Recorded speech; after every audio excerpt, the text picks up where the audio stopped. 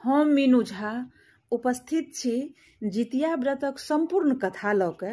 सब गोटे के जितिया के बहुत बहुत शुभकामना। सबहक बाल बच्चा दीर्घायु रहत तकर मंगल कामना। जे चैनल पर नया जुड़लहुँ हैं तिनका सबके स्वागत। संग में निवेदन है जे चैनल के सब्सक्राइब जरूर करी, वीडियो के लाइक शेयर करी। धन्यवाद।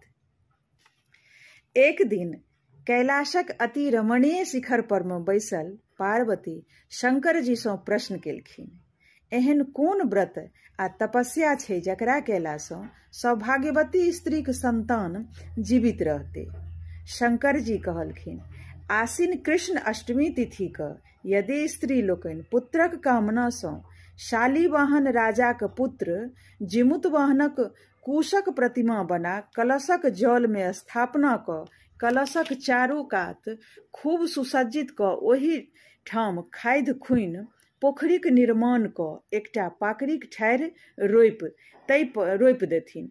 तै पर में माटिक चिल्होरिक आकृति बना राखि देथिन आ नीचा में गिदरनीक आकृतिक बना क दुनू के माथ पर में सिंदूर लगा फूल माला सँ अक्षत धूप दीप नैवेद्य आदि सँ युक्त भ बाँसक पात पर पूजा कैला सँ वंशक वृद्धि होइ छै आ पुत्र के जतेक जे ग्रह चक्र रहै छै तकरा सँ मुक्ति भेटै छै आ संग संग सब प्रकारक मनोरथ पूरैत छै।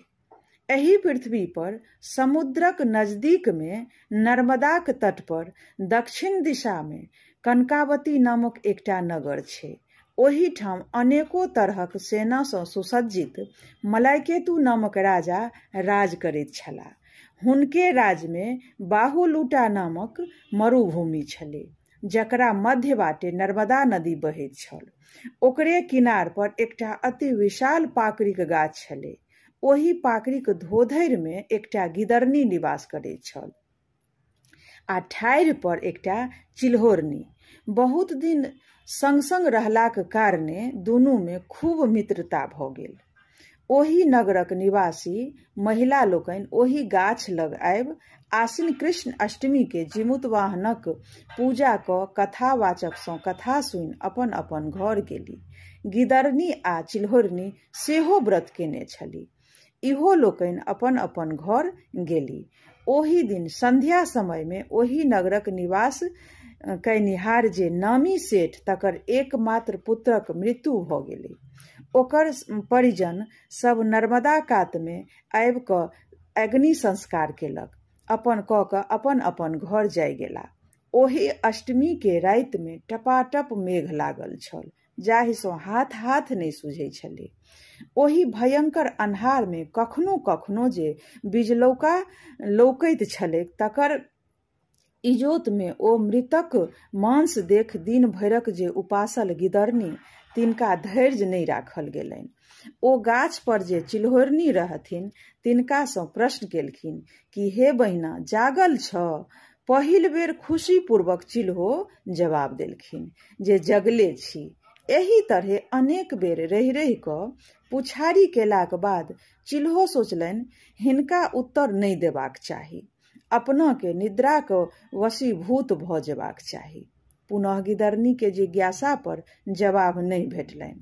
तहन ओ सोचलनि बहिना शायद सुति रहली। बेर बेर गिदरनी के जिज्ञासा उपरांत जवाब नहीं भेटला पर ओ अपन धोधरि सँ निकलि नदी किनार गेली। ओही ठाम नदी सँ अपन मुंह में पानि आनि चिता क आगि क मिझौलनि। तहन चिता जे बाँचल मांसक टुकड़ी तकरा खंड खंड काटि पेट भरि क खेबो कयलनि आ अपना निवास स्थान में आनि क राखियो देलखिन। हिनकर सब कर्तव्य ठाढ़ि पर बैसल चिल्होरनी देखैत छली। आब प्रातः काल गिदरनी चिल्होरी क उदास भ कहलखिन, हे प्रिय पारना करू। आब पारना क बेर भ गेलै। हम स्त्री गण लोकनिक द्वारा जे देल गेल अक्षत औंकरी आ नैवेद्य ताहि लऽ कऽ पारण करैत छी, अहूँ करू ग। तकरा बाद कालक्रम में प्रयाग में कुंभ लगले। चिल्होरनी आ गिदरनी संयोगवश दुनू गोटे ओतय गेली। ओही ठाम एक समय दुनू के मृत्यु भ गेलनि। कुंभ में मृत्यु के कारण गिदरनी आ चिल्हौरनी दुनू के जन्म वेदक ज्ञाता जे भास्कर नामक भिक्षु ब्राह्मण तिनका घर में भेलनि। दुनू गोटे जौआ जन्म लेलनि। दुनू के नामकरण भेल। चिल्हौरी जे छली से जेठ भेली, हुनकर नाम शिलावती छल, आ गिदरनी छोट भेली, हुनकर नाम कर्पूरावती राखल गेल। दुनू कालक्रम में पैघ भेली, यानी कन्यादानक योग भेली। तहन दुनू के कन्यादान भेल। पैघ जे शिलावती, हुनकर विवाह महामतक नामक जे महाधनी मनी लोक तिनका संग भेल, आ दोसर कन्या विवाह मलायकेतु नामक महाराज तिनका सँ भेल। कालक्रम में कर्पूरावती गर्भवती भेली आ बच्चा जन्मो लेलकनि, लेकिन बचलनि नहीं, मरि गेलनि। एही तरहे कर्पूरावती के 7टा पुत्र जन्म लेलकनि आ 7 मरि गेलनि। ओ लोकनि परम दुखी भेल छली। जेठ जे कन्या शिलावती, हुनको 7टा पुत्र जन्म लेलकनि आ 7 जीवित छलनि। शिलावती के सेहो कर्पूरावती के पुत्र सभक मृत्यु पर बड़ कष्ट होइ छलनि हँ। कर्पूरावती के तकलीफ छलनि एही बातक जे शिलावती के 7टा पुत्र जीवित छलनि आ सेवा करैत छलनि। से देखि कर्पूरावती के बड़ संताप होइ छलनि हँ। एही दुख सँ कर्पूरावती जिमुतवाहनक पूजा दिन खटवास ल लेलनि। राजा जहन गृहवास में अयला तऽ जिज्ञासा कयलनि जे रानी कतऽ छथि। तखन रानी के लग में रहनिहार जे चेरी छलखिन, ओ लोकनि से जय कर्पूरावती के कहलखिन, अहाँ के महाराजा तकै छथि।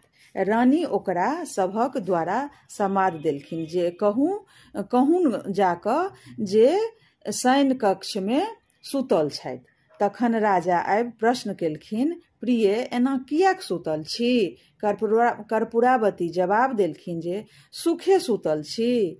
तखन राजा कहलखिन, प्रिय उठू।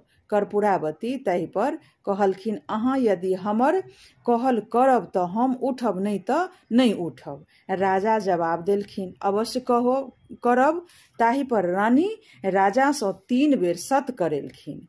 सब सत केला पर कर्पूरावती ओछाओन सँ उठली आ कहलखिन, हमर जे बहिन शिलावती तिनकर 7 पुत्रक गर्दन काटि हमरा मंगवा दिअ।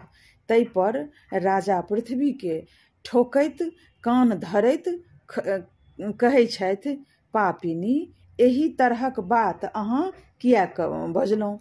एही तरहक बेर बेर कहलाक बाद कोनो मृत्यु उत्तर नहीं देलखिन।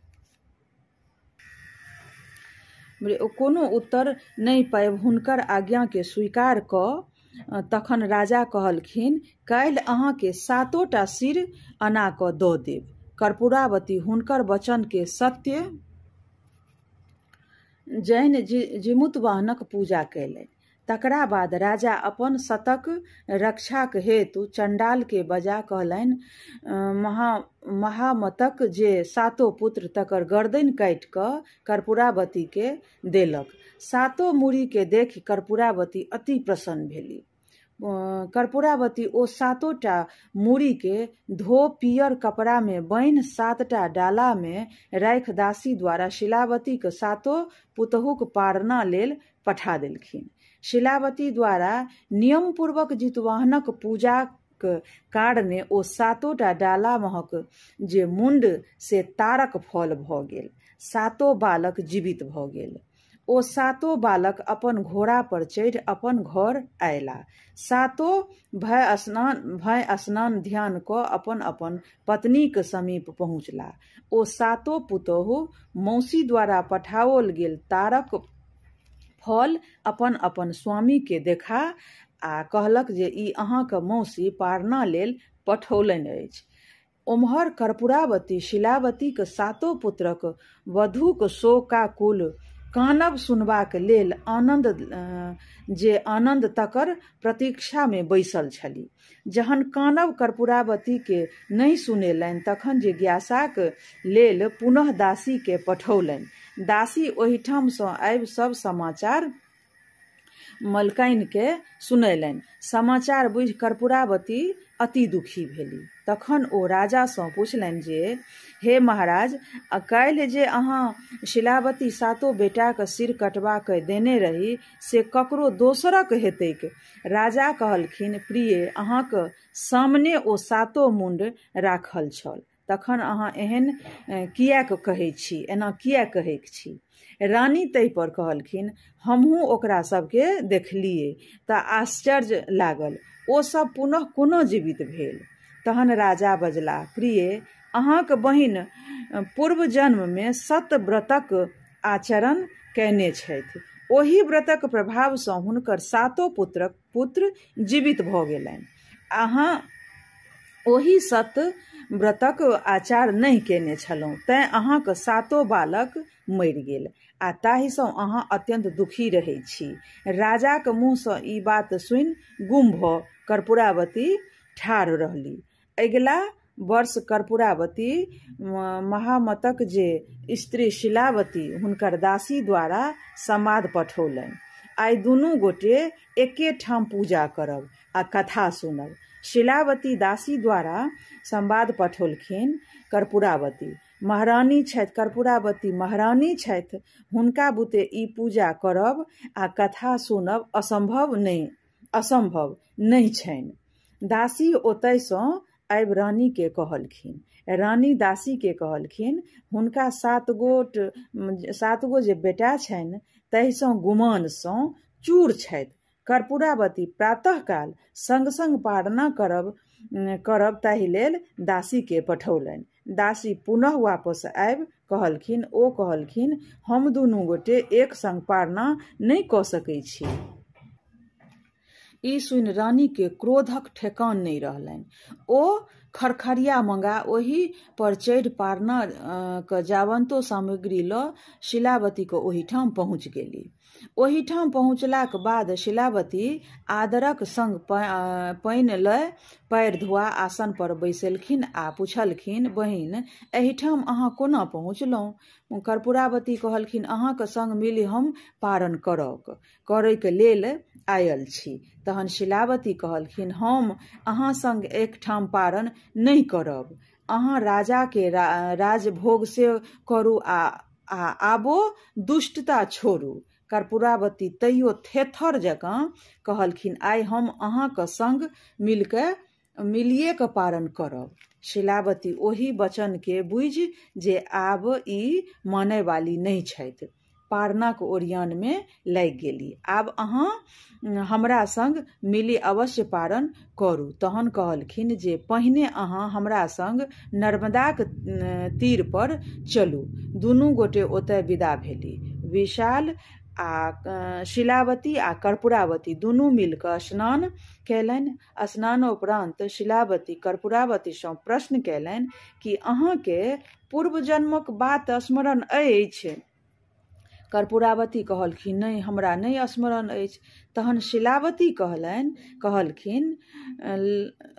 लगलखिन जे यह नर्मदा नदी अछि, यह बाहुलुटा नामक मरुभूमि छै, यह विशाल पाकड़िक गाछ अछि।